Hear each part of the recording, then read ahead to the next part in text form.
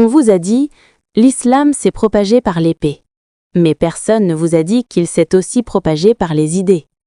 Dans un monde plongé dans l'ignorance et l'instabilité, il a construit des bibliothèques, des universités et une civilisation qui plaçait la connaissance au cœur de sa mission. Si vous ne comprenez pas cette révolution intellectuelle, vous ne pouvez pas vraiment comprendre l'histoire, ni le monde dans lequel vous vivez aujourd'hui.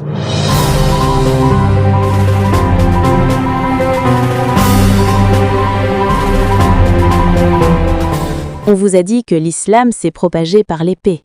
C'est la version paresseuse de l'histoire. C'est la version qui tient dans un tweet, un titre sensationnel ou un préjugé commode. Mais l'histoire n'est jamais aussi simple. Les civilisations ne sont pas transformées par la force seule et elles ne se construisent pas uniquement avec l'acier et le feu. Les civilisations changent lorsque les idées changent, lorsque la manière dont les êtres humains comprennent eux-mêmes et le monde qui les entoure se transforme. Et si vous regardez l'histoire honnêtement, sans peur, sans propagande et sans préjugés hérités, vous découvrirez quelque chose de remarquable.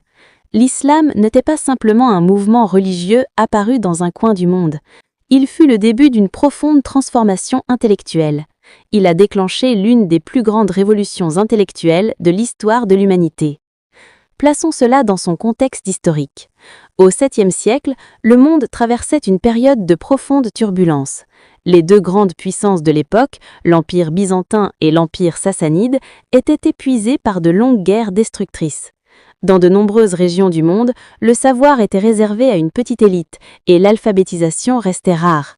Dans la péninsule arabique, la société était largement tribale et reposait davantage sur les traditions orales que sur l'écriture et la recherche scientifique. Au milieu de ce monde, l'islam est apparu avec un message qui commençait par un mot, « Li ». Ce n'était pas seulement un ordre simple, c'était l'annonce d'un projet de civilisation fondé sur la connaissance. Le Coran lui-même appelle à plusieurs reprises les êtres humains à réfléchir, à contempler l'univers et à chercher la compréhension. Avec le temps, cet accent mis sur la connaissance ne resta pas seulement un principe religieux, il devint un vaste mouvement intellectuel et culturel. En quelques siècles, des villes comme Bagdad, Cordoue et Le Caire devinrent des centres mondiaux du savoir. À Bagdad, la maison de la sagesse fut fondée, où des savants grecs, persans et indiens furent traduits et étudiés. Les savants y développèrent les mathématiques, la médecine, l'astronomie et la philosophie.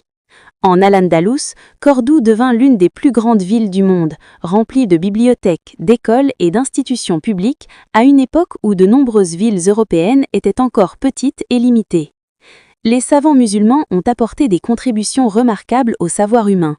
Al-Khwarazmi a contribué à la fondation de l'algèbre. Ibn al-Haytham a posé les bases de l'optique moderne.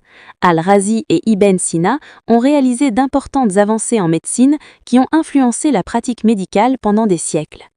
Ces réalisations ne sont pas restées isolées. Elles ont ensuite atteint l'Europe et ont joué un rôle important dans le développement de la Renaissance européenne. C'est pourquoi lorsque l'on affirme que l'islam s'est propagé uniquement par l'épée, on ignore une grande partie de l'histoire.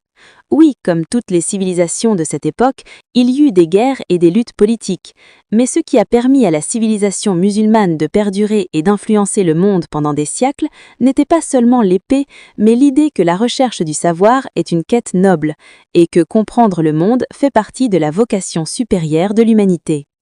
Comprendre cela ne consiste pas à défendre une religion ou à attaquer une autre. Il s'agit de reconnaître l'histoire dans toute sa complexité, riche, interconnectée, échappée par l'échange d'idées entre cultures. Lorsque nous regardons le passé de cette manière, nous réalisons que les grandes civilisations ne sont pas construites par la puissance seule. Elles naissent lorsque les idées éveillent chez l'être humain un désir de connaissance, de créativité et de découverte. Merci d'avoir regardé la vidéo. N'oubliez pas de vous abonner à la chaîne, de liker et de partager pour soutenir notre mission de sensibilisation. À très bientôt